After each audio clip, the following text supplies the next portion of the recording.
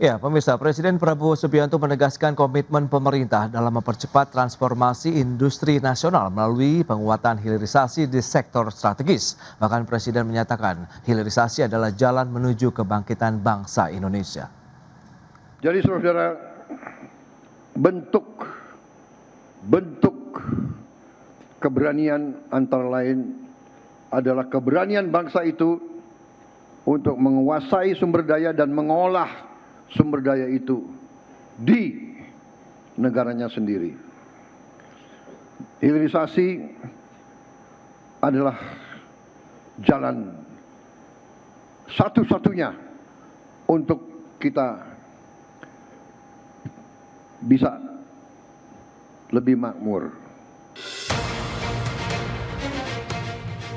Demikian pernyataan Presiden Prabowo Subianto saat groundbreaking proyek hilirisasi nasional tahap 2 di Refinery Unit 4 Cilacap, Jawa Tengah. Presiden menegaskan langkah ini menjadi bagian dari komitmen pemerintah dalam mempercepat transformasi industri nasional melalui penguatan hilirisasi di sektor strategis.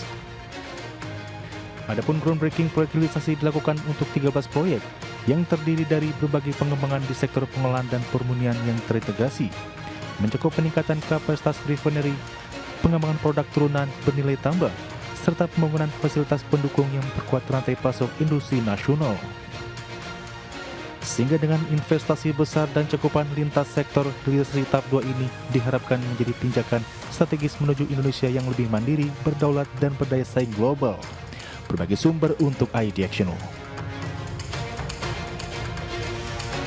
Baik pemirsa, untuk membahas tema kita kali ini, hilirisasi, kunci nilai tambah dan daya saing industri nasional. Kita sudah tersambung melalui Zoom bersama dengan Mas Angga Wira, Ketua Umum Asosiasi Pemasok Energi Mineral dan Batubara Indonesia ASPBINDO. Dan langsung saja kita sapa ini. Halo Mas Angga, apa kabar? Baik Mas Pras, apa kabar? Kabar baik juga, terima kasih atas waktu yang disempatkan. Tadi menarik sudah disampaikan begitu oleh Pak Presiden bahwa komitmen pemerintah saat ini juga masih cukup kuat untuk hilirisasi begitu ya. Karena ini adalah menjadi kunci juga untuk nilai tambah, kemudian daya saing dari industri nasional. Perspektif dari ASPBINDO sendiri melihat bagaimana dari beberapa sektor strategis begitu ya untuk energi, mineral, dan batu bara dalam meningkatkan nilai tambah ekonomi Indonesia secara umum. Silakan. Ya, hal ini sesuatu yang tidak bisa kita tawar-tawar lagi Mas Pras ya. Oke. Kalau kita mau menjadi negara maju ya tentunya kita harus menuju negara industri ya. Dengan mengakselerasi berbagai macam potensi yang kita miliki. Nah tentunya hilirisasi itu menjadi suatu jalan dan suatu keharusan yang saya lihat sih memang dari pemerintahan sebelumnya di masa era Pak Jokowi ya, hilirisasi ini sudah menjadi suatu komitmen dan dilanjutkan secara akseleratif oleh pemerintahan Pak Prabowo ya. Pada waktu itu saya ingat di sektor misalnya sektor nikel yang sebelumnya kita mengekspor raw material ya. Secara ya boleh dibilang secara ugal-ugalan gitu lah ya Mas Pras ya. Dan pada waktu itu saya ingat pemerintah melakukan penstopan ya terhadap impor ore gitu dan mendorong akhirnya pada waktu itu banyak investor yang masuk untuk membuat industri pengolahan atau smelter dan pada waktu itu saya ingat ya kita nilai tambahnya itu menjadi 10 hingga 15 kali lipat ya benefit yang didapatkan dari nikel ore tersebut ya. Oke. Dan saya lihat sekarang juga tentunya makin berkembang bukan hanya di nikel, saya lihat juga komitmennya di berbagai macam sektor mineral ya, termasuk juga batu bara. Itu pemerintah sudah memiliki roadmap ya dan kebetulan pada waktu itu juga kami ikut menyusun ya membantu pemerintah pada waktu itu belum ada kementerian hilirisasi ya masih Kementerian Investasi dan BKPM ya kita membantu salah satu juga mungkin dengan narasumber yang ini Mbak Esther juga dari Indef ya kita membantu menyusun peta jalan hilirisasi bukan hanya di sektor mineral dan batu bara saja Mas Pras tapi juga di sektor pertanian dan perikanan, ada berbagai macam produk yang itu kita lihat memang mempunyai potensi hingga bisa menghasilkan baik bahan setengah jadi maupun bahan jadi ya, mungkin seperti misalnya rumput laut gitu ya, Ya. kakao, lalu pala dan berbagai macam, dan saya rasa juga memang harus ada keseimbangan juga ya, baik di sektor mineral, batu bara, dan juga di sektor pertanian dan perikanan ya, untuk hilirisasi itu, Mas Pras. Baik, itu dia. Menarik kalau kita cermati dari sisi pelaku usaha begitu. Memang ini menjadi keniscayaan juga di tengah kondisi dinamika geopolitik, geoekonomi global, tapi kita harus bisa mempertahankan kondisi ekonomi di dalam negeri maupun dari sisi kemandirian energi maupun juga dari sektor pertambangan mineral kita begitu. Dan ini sudah bergabung Bu Esther Sudasuti, Direktur Eksekutif Indef. Langsung saja kita sapa. Halo, Ibu Esther, apa kabar? Halo Mas Pras, Mas Angga Wira. Ya, Master, salam. Baik, terima kasih atas waktu yang disempatkan. Tadi sudah disampaikan begitu dari sisi Aspemindo begitu memberikan respon positif ya terkait dengan komitmen pemerintah untuk memperkuat dan memperdalam lagi hilirisasi sektor-sektor strategis di Indonesia. Dari kacamata Indef sendiri melihat bagaimana Bu Esther? Ya, kalau menurut saya hilirisasi ini bagus ya, karena kita bisa mengolah ya komoditas menjadi nilai tambahnya itu meningkat gitu. Oke. Nah, misalnya kalau rumput laut biasanya dijual 1 kilo mentah itu katakanlah 1 juta gitu. Nah, ternyata setelah diolah menjadi 20 juta gitu kan. Nah, ini kan potensi peningkatan revenue dari sisi ekspor juga akan meningkat tajam ya, tidak hanya 1-2 kali lipat tetapi bisa berlipat-lipat gitu Mas Pras. Oke, dan kita tahu Presiden Prabowo juga telah melaksanakan groundbreaking ya, ada 13 proyek hilirisasi nasional tahap 2 begitu ya, nilainya 116 triliun. Nah, apakah ini memang lagi-lagi menjadi sinyal kuat pemerintah untuk mempercepat transformasi industri strategis kita melalui hilirisasi, Bu Esther? Iya, jadi kalau kita lihat target pertumbuhan ekonomi yang dicanangkan oleh Presiden Prabowo itu kan 8%, sehingga kalau kita hitung nih dalam kurun waktu 2025 sampai dengan 2029, maka untuk bisa mencapai target pertumbuhan ekonomi 8% itu dibutuhkan ya total investasi 13.528 triliun gitu. Baik itu bisa berupa investasi asing maupun investasi domestik gitu Mas. Oke. Jadi di sisi lain kalau kita sudah mencapai target itu ya, maka penyerapan tenaga kerja pun itu juga akan bisa dilakukan gitu kan, bisa diciptakan. Nah, dengan catatan ya, ICOR-nya ini harus ditekan, yang tadinya 6,4 harus ditekan menjadi 4 gitu Mas. Oke, dari 6,4 menjadi 4 begitu ya. Kita akan lihat seperti apa strateginya. Kita akan bahas lebih jauh nanti di segmen berikutnya Bu Esther dan juga Mas Angga. Kita akan jeda dulu sebentar ya, dan pemirsa tetaplah bersama kami. Ya, terima kasih Anda masih bergabung bersama kami dan kita akan cermati bersama beberapa data yang akan kami tampilkan seperti yang bisa Anda saksikan di layar televisi Anda. Pemirsa, kita lihat ada 13 proyek hilirisasi tahap 2 di tahun 2026 yang sudah di groundbreaking oleh Presiden Prabowo Subianto ya. Kita lihat ada proyek 1 dan 2 itu ada pembangunan fasilitas kilang gasolin di Dumai, kemudian juga di Cilacap. Kemudian ada proyek 3, 4, dan 5 adalah pembangunan tangki operasional BBM di Palaran, Kalimantan Timur, kemudian di Biak dan juga Maumere. Dan proyek ke-6 adalah fasilitas pengembangan produksi DME berkapasitas 1,4 juta ton per tahun di Tanjung Enim. Dan ke-7 ada pengembangan fasilitas manufaktur baja nirkarat dari nikel di Indonesia Morowali Industrial Park. Dan berikutnya kita lihat dari proyek ke-8 pengembangan fasilitas produksi slab baja karbon, di proyek 9 ekosistem dan fasilitas produksi aspal buton, dan proyek 10 adalah hilirisasi tembaga. Itu dia, dan berikutnya ini dia proyek fasilitas pengolahan pala, kemudian ada fasilitas terpadu kelapa terintegrasi. Baik, itu dia beberapa hal yang sudah kami sampaikan dan berikutnya kita akan cermati bersama. Untuk grafis selanjutnya adalah realisasi investasi untuk hilirisasi ya. Kita lihat di tahun 2026 dan 2025 di kuartal 1 tepatnya datanya seperti yang bisa Anda saksikan di layar televisi Anda, ada kenaikan sekitar 8,2% pemirsa, dari 136,3 triliun meningkat menjadi 147,5 triliun rupiah. Dan berikutnya kita lihat data bagaimana dengan investasi hilirisasi sektor mineral di kuartal 1 tahun 2026 ini? Ya, ini dia, ada nikel yang masih menempati posisi pertama mencapai 41,5 triliun, menyusul tembaga, besi dan baja, boksit, timah dan lainnya. Itu dia beberapa data yang sudah kita sampaikan dan kita akan lanjutkan kembali perbincangan bersama dengan Ibu Esther Sriastuti dan juga Mas Angga Wira Aspebendo. Ya, dengan beberapa data tadi yang sudah diinformasikan begitu, lantas Mas Angga, Anda melihat seberapa penting bahwa hilirisasi ini benar-benar memberikan kontribusi yang cukup kuat terhadap transformasi ekonomi di tanah air begitu Mas Angga? Iya, tentunya sangat penting Mas Pras dan suatu keharusan kan kalau kita lihat tadi dari sektor-sektor yang ada itu Mas Pras kan Ya, sudah sangat variatif ya Mas Pras ya. oke. Bukan hanya di sektor tadi mineral, tapi juga kita lihat juga ada di sektor-sektor pertanian juga Mas Pras. Jadi saya Betul. rasa juga itu bisa mendorong tadi seperti Mbak Esther sampaikan diversifikasi, dan yang penting memang tadi ya kita juga harus menekan ICOR-nya itu sangat penting ya, sehingga memang spending daripada investasinya itu bisa berbanding lurus atau berbanding berkali lipat lah ya kontribusinya terhadap sektor pembukaan lapangan pekerjaan juga gitu Mas Pras, menurut saya. Jadi memang bisa bisa tepat sasaran seperti itu.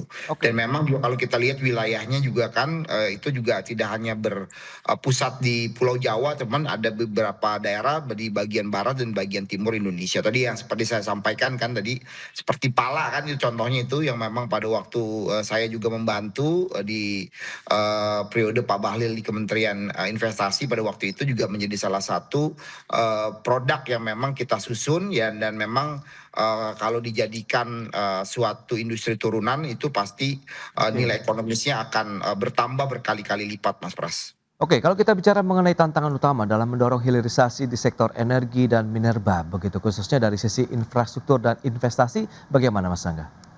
Ya, tentunya makan yang paling penting itu kan pertama adalah sisi teknologi Mas Pras ya. Oke. Bagaimana bisa menemukan suatu teknologi yang tepat ya, efisien juga, dan Hmm, juga bisa artinya ini improve gitu loh Mas Pras ya kan. oke. Jangan sampai biaya produksinya dengan harga market di dunia itu nggak ketemu gitu loh. Jangan Hmm, sampai biaya produksinya lebih lebih tinggi gitu loh, tadi ya sebut ICOR-nya lebih tinggi gitu misalnya kan. Itu juga oke. menjadi sangat penting gitu loh. Sehingga produk-produk kita kan juga harus kompetitif juga, dan memang tadi teknologinya ya bisa improve juga Mas Pras gitu loh. Itu kan jangan, karena kan perkembangan teknologi juga sangat cepat ya Mas Pras ya. Betul. Nah ini memang harus mampu kita adaptasi juga, dan bagaimana tadi ya tentunya menggandeng industri-industri yang memang sudah punya kemampuan ya, memang best practice-nya lah di dunia ini sangat penting ya. Hmm. Pemilihan mitra-mitra strategis juga gitu Mas Pras. Jangan sampai kita salah memilih mitra strategis, pada akhirnya ya itu bisa merugikan kita juga Mas Pras. Oke. Nah, lantas Bu Esther, sektor apa saja nih yang mungkin masih memiliki potensi yang cukup kuat untuk didorong hilirisasinya sehingga memberikan dampak signifikan bagi ekonomi kita juga? Ya, jadi kami ini memetakan dan Hmm, mengidentifikasi, ada sekitar 8 sektor gitu ya. oke. 8 sektor itu apa saja ya, perkebunan, kemudian kelautan ya, kemudian perikanan gitu, terus kemudian ada, pertanian gitu ya, terus kemudian ada, mineral dan minyak, gas, dan bumi gitu. Jadi, total ada 8 sektor, di mana kami petakan juga identifikasi mana komoditas yang kira-kira itu, bisa menjadi prioritas untuk dihilirisasikan terlebih dahulu. Nah, Oke. kami identifikasi ada sekitar 28 komoditas dari 8 sektor itu, Mas Pras. Ya contoh kalau kita bicara PKPK ya, atau tadi perkebunan dan kelautan, perikanan dan seterusnya, Oke. itu ada sekitar CPO gitu ya, kopi, kokoa dan seterusnya gitu. Kalau kita bicara mineral ya nikel, tembaga, boksit gitu, Mmm. dan seterusnya gitu Mas Oke, Pras. dan kalau misalnya tadi sudah disampaikan Mas Angga bahwa pengembangan, pemanfaatan begitu aplikasi teknologi di bidang hilirisasinya menurut Indef ini masih perlu dikejar kah? Terus bagaimana kita dari sisi SDM-nya juga harus ikut bisa, catch up begitu dengan teknologi yang digunakan atau bagaimana nih ke depannya? Iya, jadi kalau kita identifikasi tentu tidak mudah ya Mmm, melakukan hilirisasi industri ini. oke, Jadi ada beberapa tantangan dan peluangnya. Seperti tadi yang sudah disampaikan oleh Mas Angga Wira, jadi tantangannya nih kita tuh persaingan global itu kan sangat ketat gitu Mas Pras. oke, Jadi jangan sampai harga kita itu tidak kompetitif gitu. iya, Nah, namun demikian, untuk bisa menciptakan, harga yang kompetitif, maka dibutuhkan ya kebutuhan investasi yang besar. Nah, mmm, tuntutan dari standar sustainability standar itu juga diharuskan gitu. Jadi kalau misalnya kita mau ekspor kopi ini, iya, ke Eropa atau ke US itu harus ada sertifikasinya, dia tersertifikasi ya. mmm, Bukan sertifikasi halal, tapi sertifikasi organik misalnya dan seterusnya. Nah, oke, di sisi lain, peluangnya ada memang. Jadi peluangnya itu penciptaan lapangan pekerjaan. mmm, Namun jangan sampai dengan adanya hilirisasi, kualitas tenaga kerja kita ini tidak mampu ya mengisi ya pasar, tenaga kerja yang ada di sektor-sektor tersebut gitu. Sehingga peningkatan kualitas SDM ini harus gitu. Jangan sampai, tenaga kerja Indonesia ini hanya menjadi penonton gitu. oke, Karena ini selain itu juga harus ada inovasi teknologi karena, teknologi green ini sangat dibutuhkan. Ya, karena kita selalu melihat ya dalam media, hilirisasi itu selalu direlasikan dengan adanya pencemaran lingkungan, kerusakan lingkungan, dan seterusnya gitu, Mas Pras. oke. Nah, dari sisi pelaku usahanya SPBindo melihat bagaimana kesiapan industri dalam negeri, baik dari sisi SDM-nya dalam mengaplikasikan, mengembangkan teknologi hilirisasi begitu? Ya, pertama memang negara harus hadir ya, Mas Mmm, Pras ya, dan itu kita terlihat dari presiden yang turun langsung ya, oke, dan tentunya dengan adanya Danantara, saya rasa ini kan bisa memudahkan konsolidasi untuk juga tadi bagaimana bisa melakukan suatu pembiayaan proyek-proyek ini secara strategis ya, karena mungkin kalau dengan pendekatan melalui perbankan ini kan akan lebih lebih sulit lagi ya karena memang boleh dibilang ini kan beberapa di antara ini seperti proyek-proyek rintisan lah Mas Pras ya kan. siap, Nah ini yang memang perlu ada skema dukungan pembiayaan dan saya lihat dengan adanya vehicle dari Danantara ini sangat dimungkinkan melakukan suatu konsolidasi Mas Pras.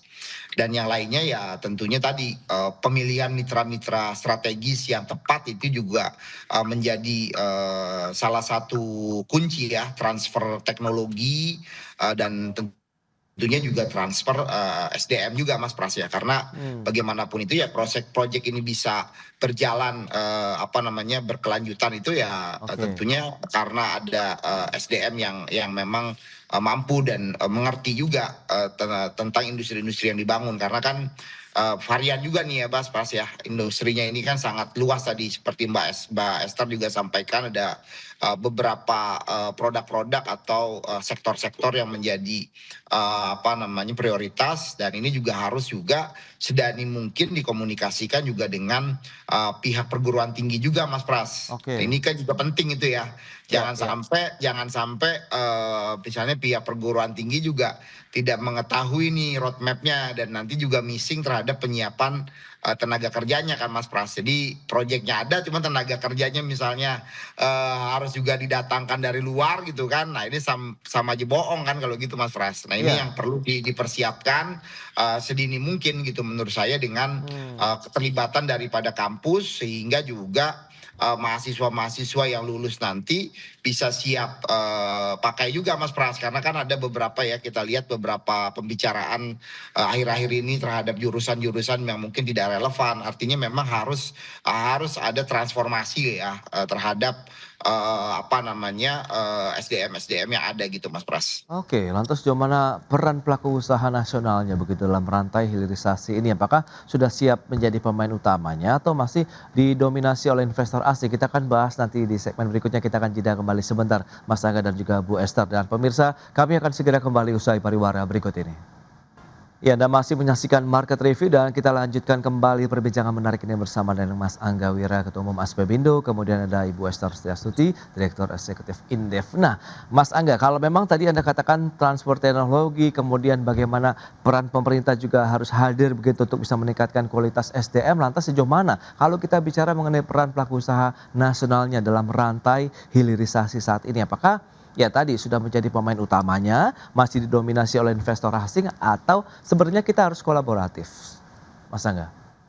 Ya, kuncinya memang kolaboratif ya. Artinya pada waktu itu juga saya ingat di Kementerian Investasi juga ada suatu peraturan menteri pada waktu itu di mana adanya kewajiban ya tersedia setiap ada investasi yang masuk itu untuk menggandeng pelaku UMKM ya di dalam rantai pasoknya. Nah, ini juga salah satu inisiatif yang saya rasa sangat penting juga. Oke. Sudah ada mandatori gitu ya, dan tinggal dicek sejauh mana. Tapi yang diharapkan memang benar-benar kita bisa ikut dalam rantai pasoknya gitu Mas Pras. Oke. Bukan hanya menjadi misalnya ikut dalam misalnya yang di luar core-nya gitu loh. Misalnya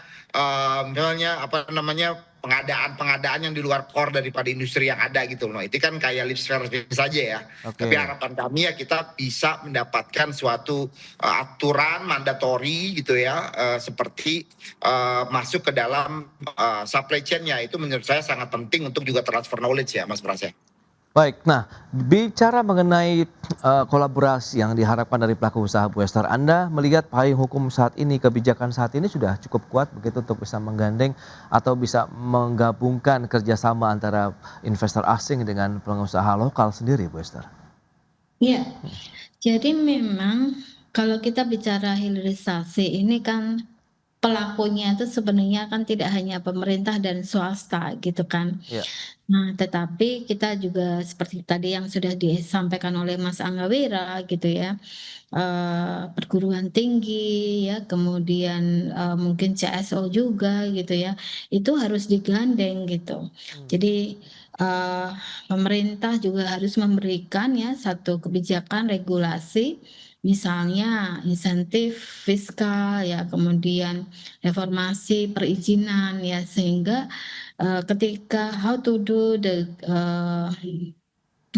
getting started business itu izinnya itu lebih pendek gitu waktunya. Hmm. Nah, di sini juga dari kawasan industri yang sudah dibangun oleh pemerintah tentunya infrastruktur juga harus disiapkan gitu, karena banyak sekali pabrik-pabrik yang dibangun oleh swasta, kemudian infrastrukturnya listrik, air, dan energinya belum siap, maka ini juga harus disiapkan. Entah itu nanti dari sisi pemerintah atau kolaborasi dengan swasta gitu.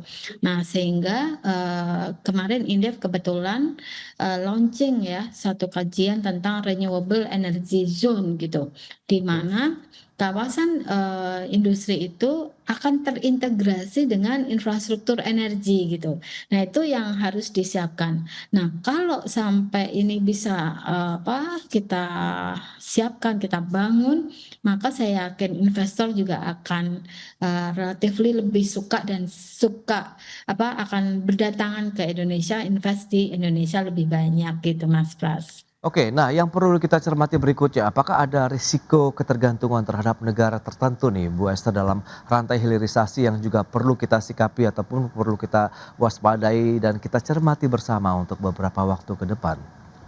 Iya, saya melihat ini kalau untuk nikel memang lebih, cenderung ke Cina. Meskipun kalau kita bicara nikel, sebenarnya kita potensinya, banyak ya, tidak hanya ke Tiongkok gitu ya. Nah, dengan, demikian gitu saya rasa untuk komoditas yang lainnya, itu juga akan lebih bervariatif ya. Misalnya kalau kita bicara tembaga, sebenarnya pelakunya itu sebenarnya tidak hanya dari Tiongkok saja, tetapi bisa dari US ya, bisa dari negara yang lain gitu. Jadi, kita akan undang ya investor-investor ya, yang memang benar-benar menguntungkan, bagi Indonesia gitu. Jadi harus ada win-win solution-nya gitu ke depannya. Baik, nah lantas Mas Angga, bagaimana Anda melihat memastikan bahwa hilirisasi ini tidak hanya meningkatkan ekspor produk setengah jadi, tapi juga mendorong tumbuhnya industri turunan yang lebih jauh? Karena kan tadi semakin banyak hilirisasi berarti makin banyak peluang kesempatan kerja begitu bagi masyarakat di tanah air begitu. Iya, makanya artinya kan sebenarnya hilirisasi ini kan bagian daripada fase menuju industrialisasi kan Mas Pras ya. Iya, Jadi tidak terhenti kepada barang setengah jadi gitu loh. Yang diharapkan kan memang kita bisa memproduksi banyak sekali produk-produk ya, ketika kita sudah punya bahan setengah jadinya. Nah, PR-nya kan memang tadi bagaimana mengintegrasikan ini juga tadi dengan juga tadi institusi-institusi yang berkaitan juga dengan inovasi dan teknologi gitu loh Mas Pras. oke. Ini saya rasa menjadi kunci utamanya Mas Pras ya. Karena kan juga semakin banyak ini kan butuh entrepreneur juga semakin besar kan Mas Pras ya. Iya. Jangan sampai ini ada tapi SDM yang entrepreneurnya juga tidak terdevelop kan, akhirnya juga kan kreativitasnya tidak tumbuh gitu loh Mas Pras. Ini Oke. menjadi satu mata yang saling terhubung satu sama lain ya Mas Pras ya. Oke, itu dia. Berarti memang kolaborasi antara pemerintah, pelaku usaha di saat ini juga mungkin harus saling bergandengan tangan begitu. Betul, Bisa di betul, satu sisi kita menyiapkan SDM dengan kemampuan teknologi tinggi begitu untuk bisa mengadopsi pemanfaatan teknologi hilirisasi yang semakin berkembang dan terus berinovasi ya. Dan kita akan lihat dan semoga ini benar-benar bisa membuat Indonesia menjadi lebih makmur lagi ke depan melalui hilirisasi di sektor strategis nasional. Mas Angga, kemudian Ibu Esther, terima kasih banyak atas informasi, update dan juga Terima kasih. insight yang sudah diberikan. Selamat melanjutkan aktivitas Anda kembali. Salam sehat. Sampai berjumpa kembali, Mas Angga, Bu Esther. Terima kasih. Terima kasih, salam. Ya, pemirsa, kinerja sektor manufaktur Indonesia mengalami kontraksi ke angka 49,1 pada April 2026. Anjloknya volume produksi dianggap menjadi faktor utama yang mendorong penurunan indeks manufaktur Indonesia. Kinerja sektor manufaktur Indonesia memasuki fase kontraksi pada April 2026 seiring tekanan inflasi B yang meningkat tajam akibat gangguan pasokan global dan dampak konflik geopolitik. Berdasarkan data S&P Global Purchasing Manager Index Manufaktur Indonesia turun dari 50,1 pada Maret menjadi 49,1 pada April 2026. Penurunan ini menandai kontraksi pertama dalam 9 bulan terakhir dan mencerminkan melemahnya kondisi operasional industri di awal kuartal 2 tahun 2026. Faktor utama yang mendorong penurunan tersebut yakni anjloknya volume produksi yang tercatat sebagai penurunan tercepat sejak Mei 2025. Ekonom S&P Global Market Intelligence Usama Bhatt mengatakan berdasarkan laporan perusahaan manufaktur, lonjakan harga bahan baku, keterbatasan pasokan, serta melemahnya daya beli konsumen menjadi pemicu utama pelambatan produksi. Di sisi lain, konflik di Timur Tengah turut memperparah tekanan, terutama melalui gangguan rantai pasok dan kenaikan biaya logistik. Tekanan biaya input pada April 2026 tercatat sebagai yang tertinggi dalam 4 tahun terakhir. Kondisi ini mendorong produsen menaikkan harga jual dengan laju tercepat dalam lebih dari 12 tahun. Selain itu, aktivitas pembelian bahan baku juga mengalami penurunan, seiring berkurangnya kebutuhan produksi. Perusahaan cenderung memanfaatkan stok yang ada di tengah kesulitan memperoleh bahan baku baru. Di tengah tekanan tersebut, pesanan baru tercatat meningkat tipis, terutama dari pasar domestik. Namun kenaikan lebih didorong oleh aksi pembelian lebih awal untuk mengantisipasi kenaikan harga dan potensi gangguan pasokan, bukan karena penguatan permintaan yang berkelanjutan.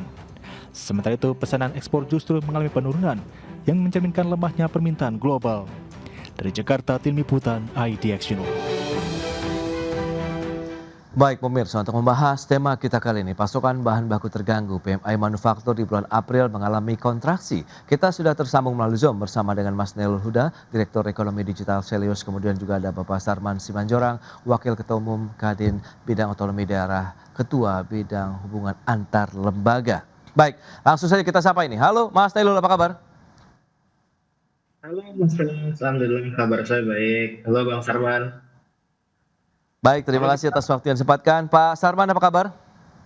Sehat dan semangat selalu. Baik, Menurut terima kasih. Selalu semangat ini. Nah, menarik kalau kita cermati dengan informasi yang tadi sudah disampaikan Pak Sarman dari sisi pelaku usaha. Anda melihat bagaimana sih dengan tadi kontraksi yang terjadi di bulan April begitu dengan anjloknya level PMI manufaktur untuk pertama kalinya sejak Juli 2025 di level 49,1 pada April ini. Apa yang bisa kita lihat?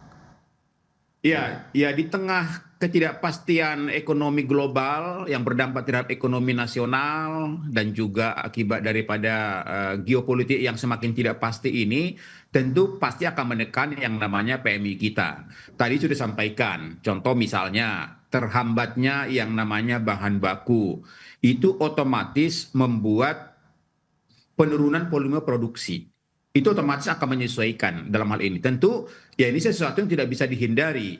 Ya, kemudian juga kita lihat ya daya beli masyarakat kita, kemudian juga permintaan ekspor juga yang menurun. Tentu ini juga yang akan mempengaruhi ya.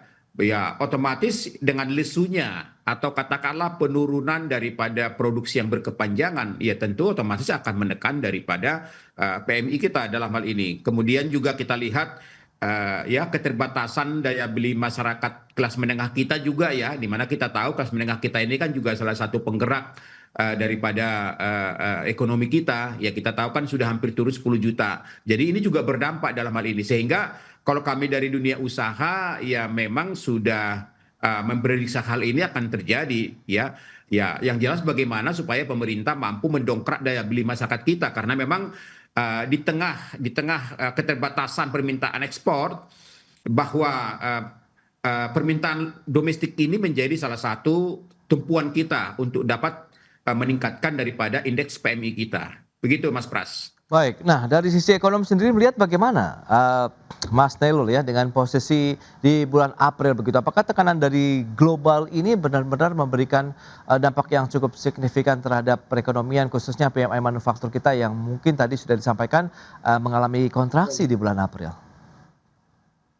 Iya, iya Mas Pras. Kalau kita lihat memang tekanan dari luar ya, terutama faktor eksternal berupa perang di Timur Tengah itu memberikan efek yang cukup signifikan, efek negatif yang cukup signifikan terhadap produksi kita gitu kan. Sebenarnya ini sudah diprediksi beberapa waktunya lalu ketika memang PMI manufaktur di bulan Maret itu turun tajam gitu kan. Setelah sebelumnya itu mencetak yang cukup tinggi gitu kan. Nah, kemudian turun tajam di bulan Maret di 50,1. Padahal memang di satu sisi ada dari ada momen lebaran yang seharusnya memang itu ada kenaikan dari sisi permintaan, tapi memang di bulan Maret itu turun 50,1, sedangkan di April ini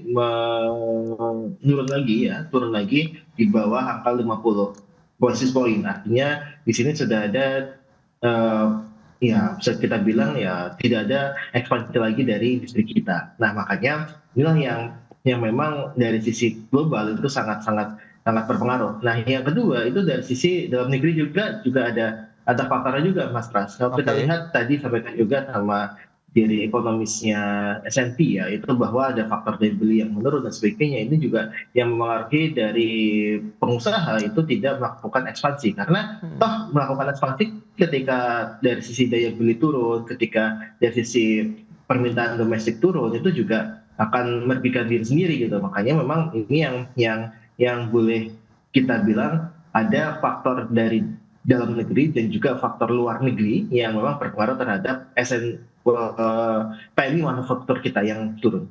Oke, nah Pak Sarman, seberapa besar sih sebenarnya kondisi ataupun dinamika konflik global ini memberikan tekanan terhadap dunia usaha di tanah air begitu? Seberapa jauh juga ketergantungan bahan baku di dalam negeri ya, sehingga ini yang membuat salah satu tekanan terhadap produktivitas industri di dalam negeri, Pak Sarman? Atau Anda melihat ada trigger lain misalnya? Ya, kalau kita lihat memang saat ini dunia usaha ini kan mengalami penekanan sudah berlapis-lapis, Mas Pras. Oke, Ya kan, pertama ya ketika Selat Hormuz ini bermasalah atau ditutup, tentu mempengaruhi yang namanya jalur logistik, ya. ya, Kemudian juga terhambatnya suplai bahan baku import yang sangat dibutuhkan oleh industri kita. Kemudian juga kita lihat ya tekanan biaya logistik tadi, kemudian juga dampak kenaikan BBM, kemudian juga kenaikan BBM non subsidi ini juga berdampak harga plastik, kemudian juga kenaikan tiket pesawat ini membebani biaya operasional kita dalam hal ini. Nah, terutama menyangkut memang yang paling krusial adalah kenaikan nilai kurs rupiah. Ini juga sangat-sangat menekan daripada dunia usaha. Jadi memang sudah sangat-sangat berlapis-lapis ya. Apalagi misalnya bahan baku ini kan salah satu bahan yang sangat-sangat dibutuhkan oleh industri kita. Makanya kita tidak apa ya namanya ya, tidak menyangka bahwa memang perang ini belum ada kepastiannya sampai kapan gitu ya. iya. Kita dan usahakan berharap supaya selesai ini, tapi ternyata memang sampai saat ini kita melihat tidak ada kepastian dalam hal ini. Nah, sehingga kita lihat pertama ya pada tanggal 4 Maret ya 2026 ya salah satu industri kimia kita Chandra Asri misalnya itu sudah mengumumkan yang namanya kondisi force majeure. Artinya itu menandakan bahwa mereka sudah melihat bahwa pasokan bahan bakunya itu sudah terganggu dalam hal ini sehingga mereka juga ingin memberikan suatu komunikasi dengan customer mereka bahwa ini ada pengurangan produksi. Ya, ini Oke. menjadi salah satu langkah. Jadi dan itu akan dialami oleh yang namanya berbagai industri yang lain. Apakah itu yang petrokimia, farmasi, komponen mesin dan lain-lain. Pokoknya semuanya industri-industri kita yang membutuhkan bahan baku import itu pasti akan terganggu. Jangankan itu ya, UMKM kita yang pengrajin tahu tempe saja itu tuh tertekan juga. Ya kan karena bagaimanapun bahan baku mereka yaitu adalah kedelai itu juga kita masih import di dalam hal ini. Ya sekarang mereka mensiasati dengan apa? Dengan mengurangi volumenya. Karena kalau harganya dinaikkan, kita melihat lagi dari sisi daya beli masyarakat kita. Jadi memang kalau kita lihat gangguan dampak daripada global ini ya sangat-sangat mempengaruhi perekonomian kita dan yang juga industri kita Mas Pras gitu loh. Oke, itu dia tekanan dari global. Nah, kalau kita bicara mengenai kondisi saat ini dengan fluktuasi dan depresiasi yang terjadi dari nilai tukar rupiah, ini juga bagaimana dari Pindo sendiri melihat pelaku usaha? Apakah ini juga memberikan tekanan tersendiri buat industri di dalam negeri juga, Pak? Itu sangat otomatis. Yang saya katakan tadi beberapa tekanan berlapis tadi Iya, itu iya. kita rasakan. Ditambah lagi saat ini kenaikan pelemahan daripada nilai tukar kurs rupiah kita. Oke. Ini akan semakin menekan gitu kan ya. Karena bagaimanapun pertama dari sisi bahan baku otomatis harga akan naik Ya. ya. Logistik akan naik ya. Kemudian juga beberapa dunia usaha kita yang saat ini juga mendapatkan pendanaan daripada luar negeri ketika jatuh tempo itu akan membengkak itu. Kemudian juga kita lihat cash flow ini juga akan terganggu. Jadi artinya bahwa memang dunia usaha saat ini ya bukan pada posisi berpikir ekspansi atau berpikir untuk menerima karyawan baru tidak. Tapi saat ini bagaimana mitigasi supaya mampu bertahan menghadapi badai ini. Karena tekanan-tekanan yang berlapis-lapis ini suatu saat juga nanti daya tahan pengusaha juga ada batasnya. Nah kan misalnya sampai saat ini kita lihat dunia usaha masih mencoba untuk tidak menaikkan harga-harga produksi. Harga produk di tingkat konsumen masih bertahan untuk itu. Akan tetapi ini kan daya tahannya juga nanti akan sampai kapan? Kalau pelemahan nilai rupiah kita ini masih berkelanjutan berkepanjangan, ya ini juga akan menjadi salah satu tekanan yang luar biasa bagi pelaku usaha, begitu. Oke, Pak Sarman, ini cukup gamblang ya dengan kondisi yang terjadi saat ini dan dialami nampaknya sedang masuk dalam mode struggling lah bisa disampaikan begitu ya untuk dunia usaha saat ini, di mana kita tahu juga Menteri Keuangan menyatakan bahwa dengan penurunan PMI ini bukan menjadi sinyal yang perlu dicemaskan, melainkan lebih kepada ekspektasi usaha yang tertahan. Nah, seperti apa analisisnya kita akan bahas lebih jauh nanti di segmen berikutnya. Kita akan jeda sebentar Pak Sarman dan juga Mas Nailo, dan pemirsa tetaplah bersama kami. Ya, Anda masih menyaksikan Market Review pemirsa, dan berikut ini kami sampaikan data untuk Anda. Kita akan cermati bersama seperti apa tren pergerakan dari PMI manufaktur Indonesia. Ini dia, seperti yang bisa Anda saksikan dari Juli 2025 sampai dengan April 2026. Ya, range memang masih berada di level ekspansi dalam beberapa bulan sebelumnya, tepatnya dari bulan Agustus 2025 sampai dengan Februari dan Maret. Meskipun kita tahu di bulan Februari turun dari 53,8 menjadi 50,1 poin, kemudian turun lagi di bulan April meninggalkan level ekspansi, masuk ke dalam level yang mengalami tekanan 49,1 poin untuk PMI manufaktur Indonesia. Dan berikutnya kita akan cermati data terkait dengan indeks kepercayaan industri. Ini juga perlu kita cermati bersama setelah memang masih berada di level yang cukup oke begitu ya dalam beberapa bulan sebelumnya, bahkan di Januari 54,12, kemudian di Februari sudah mulai turun, kemudian Maret makin turun menjadi 51,86, dan di April kemarin juga turun menjadi 51,75 untuk indeks kepercayaan industri. Dan berikutnya, bagaimana dengan pertumbuhan industri manufaktur ini yang masih menjadi penopang juga dari aktivitas pertumbuhan ekonomi Indonesia, juga trennya masih cukup menarik ya. Di tahun 2023 sampai dengan 2025 trennya naik 53%, kemudian proyeksi tahun 2026 ini adalah 5,51% untuk pertumbuhan industri manufaktur Indonesia, dan ini menjadi bagian dari upaya-upaya hilirisasi yang juga tengah dilakukan oleh pemerintah. Kita akan lanjutkan kembali perbincangan bersama dengan Bapak Sarman Simanjorang dari Apindo, kemudian juga Mas Nail Huda dari Salios. Nah, dengan beberapa informasi tadi yang sudah disampaikan, Mas Nail, lantas sebenarnya apa yang perlu kita sampaikan begitu tadi? Ini pemerintah menyatakan bahwa ini bukan sinyal yang perlu dikhawatirkan lebih jauh begitu, tapi lebih kepada ekspektasi usaha yang tertahan. Nah, Anda melihat bagaimana faktor-faktor yang menjadikan wait and see? Kalau memang tadi Pak Sarman sepertinya sudah mengkonfirmasi ya bahwa pelaku usaha ya masih wait and see saat ini begitu, menahan ekspansi, kemudian menahan penerimaan tenaga kerja baru, kemudian berupaya untuk tidak menaikkan harga jual di tingkat konsumen. Nah, ini bagaimana kondisi yang bisa kita lihat begitu untuk secara keseluruhan, Mas Nail? Iya, iya Mas Pras. Tentu kalau pemerintah ya bilangnya pasti optimis ya. Kalau kita lihat dari data sebenarnya berkebalikan gitu kan. Kalau kita lihat sebenarnya Mas Pras ini kan tadi sampaikan di sisi domestik juga ada masalah gitu kan.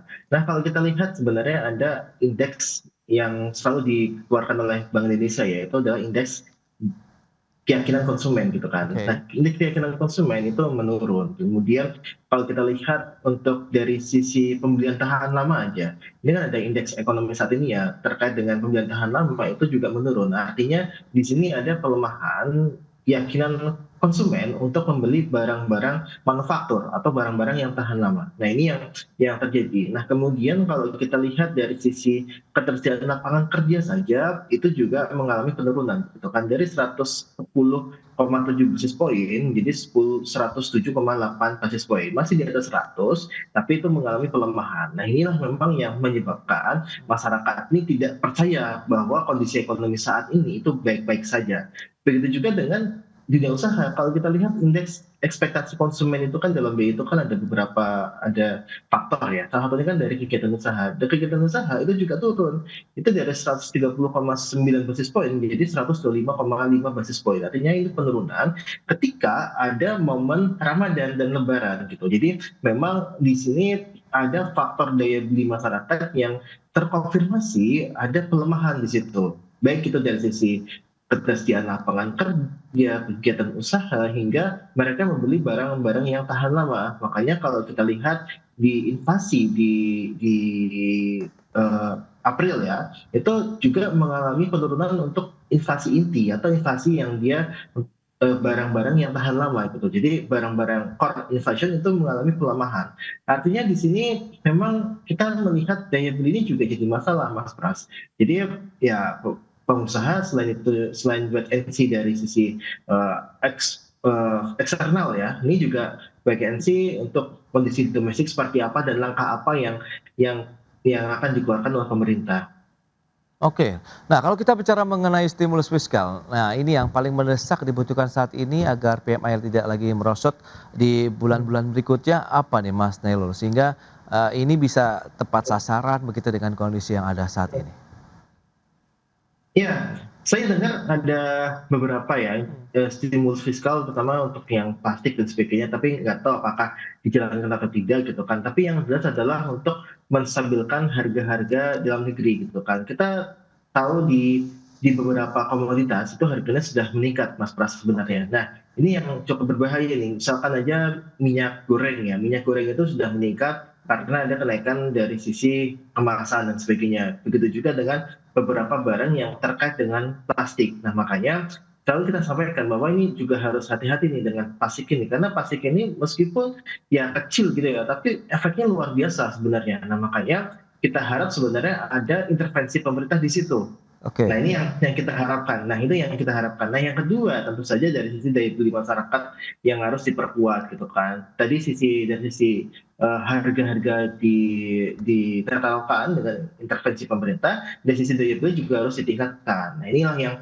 memang kita sebut dan kita tagih sebenarnya dari pemerintah itu bisa meningkatkan daya beli gitu kan. Makanya untuk yang pertalite itu memang kita suarakan jangan dinaikkan gitu, karena ketika itu dinaikkan daya beli langsung ambrol. Nah, ini Baik. yang kita dorong sebenarnya Mas Pras.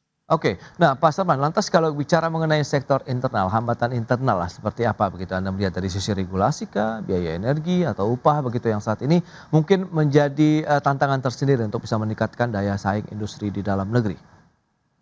Ya, saya rasa memang ada hal-hal yang perlu kita benahi bersama ya. Oke. Pertama, ya mungkin ada masalah hambatan seperti regulasi ya, tapi mengenai isu upah ini juga menjadi salah satu yang perlu kita selesaikan bersama karena kita tahu bahwa masalah upah dan SDM ini kan sesuatu yang menjadi polemik setiap tahun ya. Jadi kita berharap memang mengenai upah ini bisa diselesaikan tahun ini, di mana kan saat ini juga pemerintah dan juga DPR sedang melakukan revisi terhadap Undang-Undang Ketenagakerjaan. Oke. Nah, mudah-mudahan nanti kita bisa menemukan satu formula yang tepat, formula yang bisa diterima oleh pelaku usaha, bisa diterima oleh kaum buruh, sehingga masalah upah ini tidak menjadi polemik setiap tahun. Ini akan menjadi juga akan menurunkan daya saing kita ya. Kemudian juga yang kedua masalah ya infrastruktur tadi itu mengenai bukan hanya dari sisi energi ya, tapi masalah mengenai transportasi, biaya logistik ini juga masih sangat tinggi yang perlu dibenahi oleh pemerintah, termasuk misalnya masalah teknologi dan inovasi di kalangan dunia usaha kita, termasuk masalah regulasi terhadap perlindungan produk lokal. Kita juga dari pengusaha kan sangat berharap sebenarnya agar betul-betul belanja-belanja pemerintah APBN ini dibelanjakan tepat waktu, tepat sasaran, tapi yang paling penting adalah bagaimana supaya uang itu berputar di Indonesia. Artinya bahwa dengan belanja pemerintah yang cukup besar ini mampu menggerakkan sektor swasta. Nah, ini menjadi salah satu juga harapan kita sehingga APBN ini bisa juga mendongkrak daripada industri kita. Begitu Mas Pras. Oke. Lantas proyeksi dari teman-teman Apindo begitu ya terhadap kinerja manufaktur di kuartal kedua tahun ini begitu seberapa optimis Anda melihatnya begitu akankah rebound juga akan terjadi dalam waktu dekat ini Pak Sarman? Kalau kita bicara masalah optimis, ya kita sih masih optimis ya. Walaupun memang tingkat optimis juga pelan-pelan juga menurun gitu ya. Oke. Tapi masih di level 50 ke atas lah. Artinya, nah untuk itu memang ya kita harus mendukung berbagai langkah-langkah yang dilakukan oleh pemerintah, terutama yang tadi kami katakan bahwa permintaan domestik ini menjadi salah satu penopang kita. Nah, untuk itu bagaimana daya beli masyarakat kita ini selalu dijaga oleh pemerintah. Ya, tentu dengan berbagai program-program unggulan pemerintah. Katakanlah seperti misalnya bantuan-bantuan sosial yang tepat waktu dan tepat sasaran. Kemudian juga bagaimana memperluas program magang nasional, ya, karena kita tahu bahwa saat ini juga dunia usaha juga sangat-sangat terbatas dalam penerimaan tenaga kerja. Sedangkan kita tahu bahwa kita hampir memproduksi 3 juta tenaga kerja setiap tahun. Tentu di tengah seperti ini pemerintah harus hadir dengan melakukan misalnya program magang nasional ini, karena mereka juga akan mendapat uang saku setara UMP, tentu juga ini akan mampu mendongkrak daripada daya beli masyarakat kita. Juga program padat karya di daerah ini juga ditingkatkan, dan juga program seleksi nasional bagaimana juga itu mampu menjadikan lapangan pekerjaan dan juga mampu mendongkrak daripada daya beli masyarakat kita. Jadi dari sisi pengusaha sampai saat ini mudah-mudahan kami juga masih optimis, dan juga kami mendukung berbagai langkah-langkah yang dilakukan oleh pemerintah dalam kerangka untuk meningkatkan produktivitas perekonomian kita, begitu. Baik, itu dia beberapa harapan dan optimisme yang masih tetap terbangun begitu ya untuk menatap tahun 2026 ini untuk aktivitas dan geliat industri manufaktur di Indonesia. Pak Sarman, Mas Nailul, terima kasih banyak atas informasi, update dan juga insight yang sudah diberikan kepada pemirsa pada hari ini. Selamat melanjutkan aktivitas Anda kembali. Salam sehat Pak, sampai berjumpa kembali Pak Sarman dan Mas Nailul. Terima kasih. Terima kasih Mas Bro. Ya. Ketemu. Baik pemirsa, 1 jam sudah saya menemani Anda dalam Market Review, dan perbaharui terus informasi Anda hanya di IDX Channel, Your Trustworthy and Comprehensive Investment Reference. Karena urusan masa depan harus depan, aku investor saham. Saya Prasetyo Wibowo beserta seluruh kerabat kerja yang bertugas pamit undur diri. Terima kasih dan sampai jumpa.